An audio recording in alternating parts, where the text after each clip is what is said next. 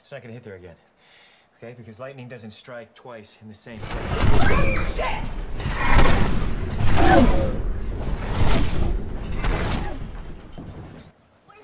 Czy rzeczywiście jest możliwe, żeby piorun uderzył kilka razy w to samo miejsce?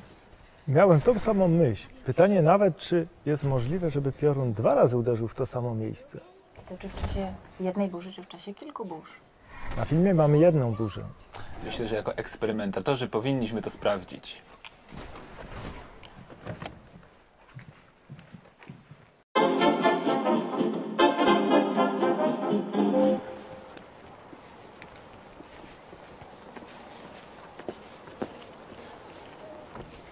Jesteśmy w dobrym miejscu? Miejsce dobre, tylko czas nieodpowiedni. To może zaczekajmy.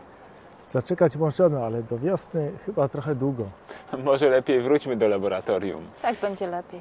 To chodźmy.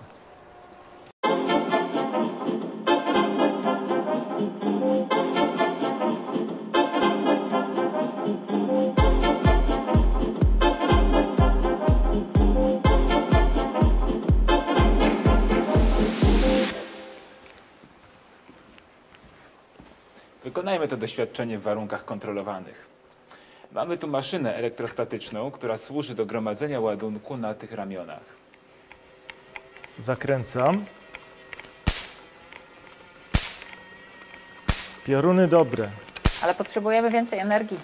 Otóż to. To przejdźmy do induktora. Induktor podnosi nam napięcie stałe z 7 V do 30 000 V. Myślę, że to będą wystarczające energie na pioruny. O to chodzi.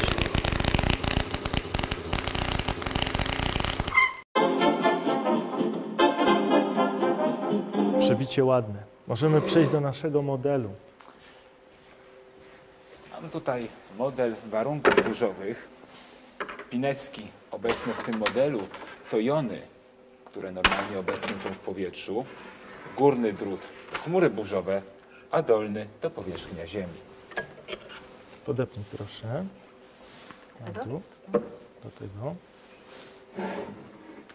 Idealnie. Zobaczmy, jak się nam to sprawdzi na tym modelu. Coś nie działa. Potrzebujemy więcej wilgoci. Dokładnie. Zaraz to spryska. Zobaczmy teraz. Zdecydowanie lepiej. No idealnie, ale widzimy, że nasze pioruny uderzają losowo w powierzchnię Ziemi. Czy możemy uzyskać taki efekt, żeby piorun uderzył kilka razy w to samo miejsce? A spróbujmy zrobić inną sytuację. Spróbujmy odtworzyć inną sytuację może. Co będzie, jeżeli w naszym modelu umieścimy piorunochron? Ten drucik, który teraz tutaj założę, będzie naszym piorunochronem. No zobaczmy teraz. Prawie wszystko idzie w piorunochron. Według założenia. No rzeczywiście, praktycznie każde wyładowanie uderza w piorunochron. Ale jak w ogóle powstają pioruny? Czy Popatrzcie. możesz nam... W naszej sytuacji wygląda to tak. Chmury burzowe, powierzchnia Ziemi i normalnie tutaj w powietrzu mamy obecne jony, które tutaj modelowaliśmy tymi pineskami. W sytuacji, kiedy zbliża się burza, u dołu chmur gromadzi się ładunek ujemny. Dla takiej chmury powierzchnia Ziemi widoczna jest jako posiadająca ładunek dodatni.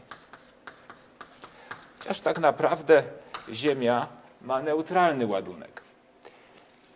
Jony obecne w tym powietrzu tworzą swoisty kanał.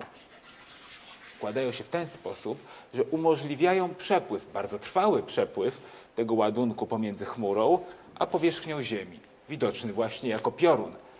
I ten piorun to jest efekt wyrównania ładunku pomiędzy chmurą burzową a powierzchnią Ziemi.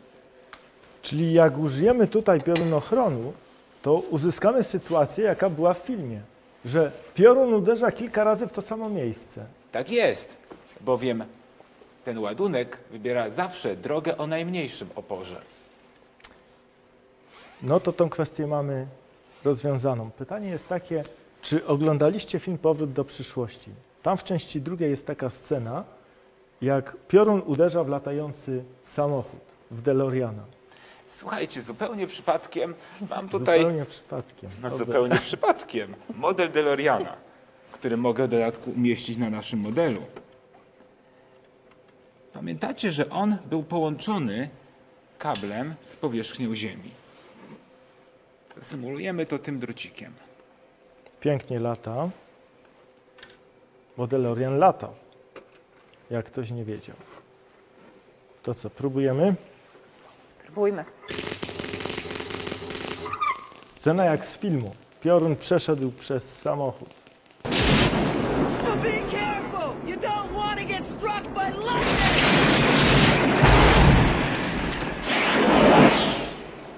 Idealnie. Nam co prawda nie przeniósł się w czasie, ale efekt jest ten sam. Oby tylko kierowca przeżył. To, czy kierowca jest bezpieczny, to musimy sprawdzić chyba w kolejnym doświadczeniu.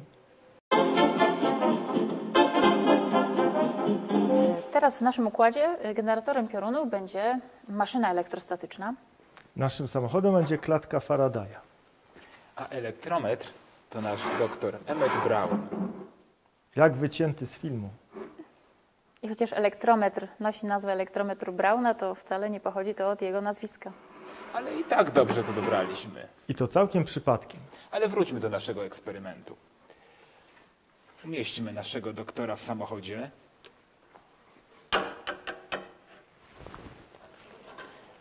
Musimy go jeszcze połączyć z klatką. W sumie siedzi na siedzeniu. Zamknijmy samochód.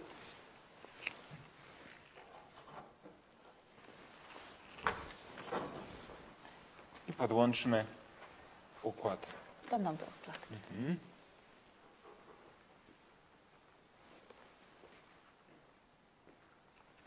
Odpalamy. Odpalamy.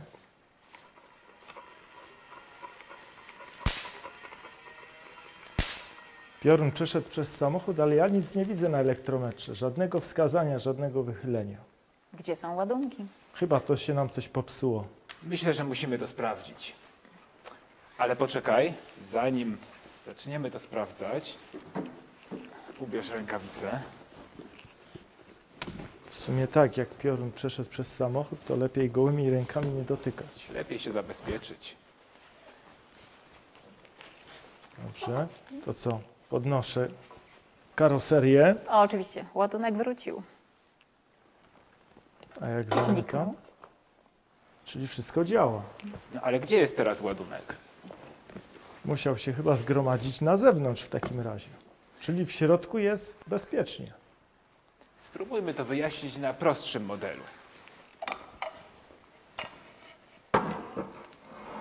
Tu jest Tu elektrometr, który pozwoli nam obserwować, czy mamy ładunek, czy też nie. Musimy go uziemić. Proszę. Zamiast klatki Faradaya użyjemy wydrążonej czaszy, tak zwanego wiaderka Faradaya.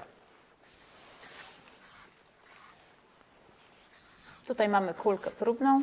To jest ta kulka, którą będę przenosił ładunki. Czyli podepnijmy kulkę. Układ gotowy. No to ładujemy. Czyli naładowaliśmy wiaderko Faradaya ładunkiem ujemnym. Tak jest. Sprawdźmy, gdzie jest ten ładunek. A więc zanurzę tę kulę wewnątrz wiaderka i zbiorę, ile tylko dam radę ładunku.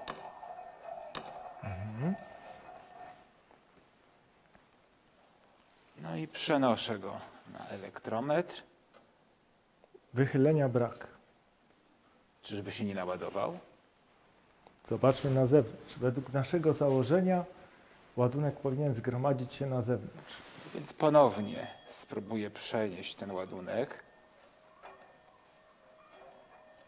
Myślę, że już wystarczy. Myślicie, że Naładowało teraz się. będzie? Musi gdzieś być. No i jest. Wszystko według założeń fizycznych. Ładunek zgromadził się na zewnętrznej powierzchni czaszy. W pierwszym wypadku, kiedy zanurzałem kulkę wewnątrz, nie udało się nic przenieść, ponieważ wewnątrz nie było tego ładunku i nie obserwowaliśmy wychylenia elektrometru. W drugim przypadku, gdy zebrałem ładunek z zewnątrz, przeniosłem ten ładunek ujemny na elektrometr i zaobserwowaliśmy wychylenie. Możemy przeanalizować tę sytuację na rysunku. W momencie, kiedy przeniosłem ładunek, obserwowaliśmy wychylenie wskazówki elektrometru. Ponieważ na tych wewnętrznych częściach zgromadził się nasz ładunek ujemny, ładunki jednakowego znaku odpychają się, przez co obserwowaliśmy wychylenie tego listka i mogliśmy się przekonać, że ten ładunek jednak jest. Ale co w sytuacji, kiedy samochód będzie na kołach gumowych? Kiedy nie będzie latał, jak w filmie, tylko będzie miał koła gumowe. Musimy to sprawdzić. Ale potrzebujemy do tego celu samochodu. Myślę, że mam rozwiązanie. Chodźmy. No to chodźmy. No ten samochód się nada. A jak?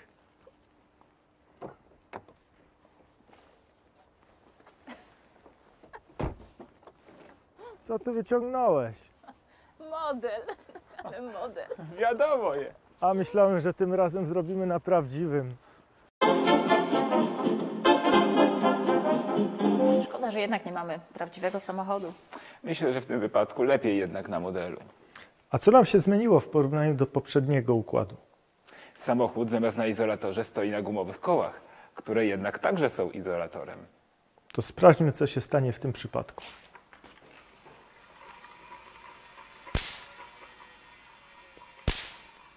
Piorun przeszedł przez samochód. No i sprawdźmy.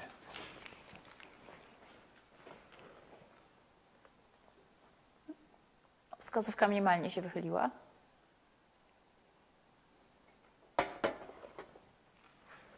Minimalnie to niedobrze. W takim razie może potrzebujemy mocniejszej burzy.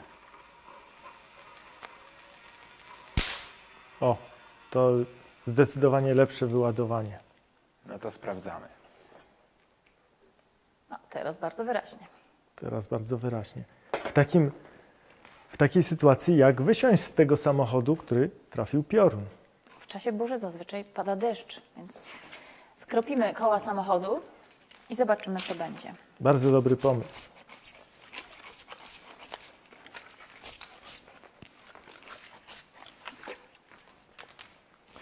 Czyli koła mamy mokre.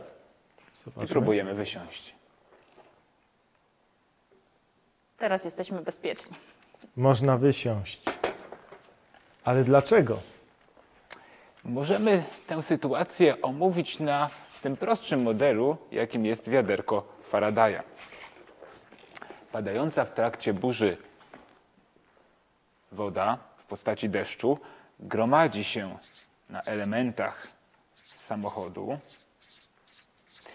Natomiast podczas burzy te kropelki wody, ta woda zazwyczaj jest zjonizowana, co stanowi swoistą drogę dla zgromadzonych ładunków i pozwala im odpłynąć do ziemi.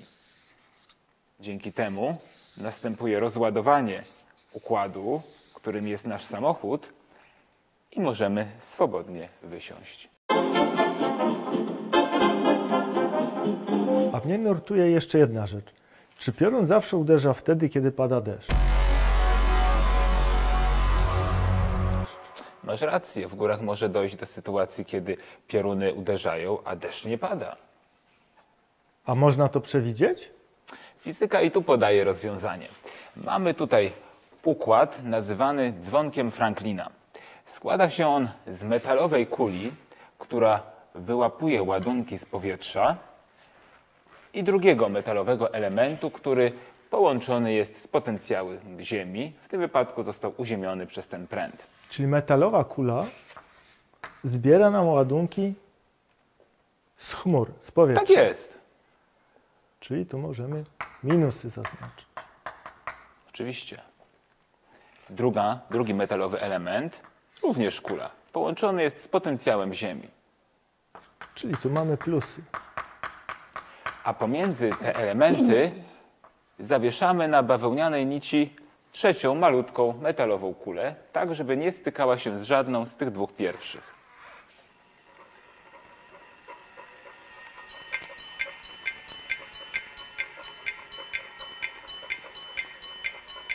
Dzwoni. Piorunów jeszcze nie ma, a dzwonek już nas informuje o nadchodzącym niebezpieczeństwie. Jak nastąpi wyładowanie? Dźwięk cichnie.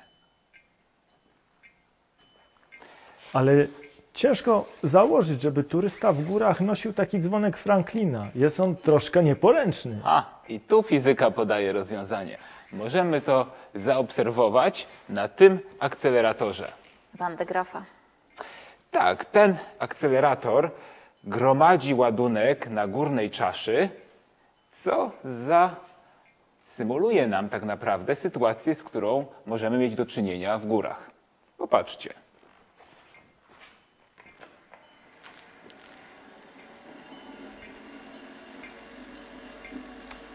Czyżby mu włosy stawały dęba? O tak, ale możemy go jeszcze uczesać. Pomożesz mi? Proponuję czymś nieprzewodzącym. Chyba będzie bezpieczniej.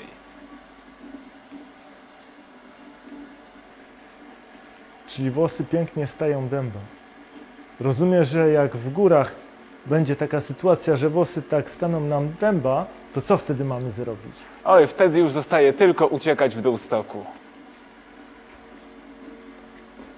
To chyba na dzisiaj kończymy nasze eksperymenty i pokazy. Zapraszamy na kolejny odcinek Fizyka na planie.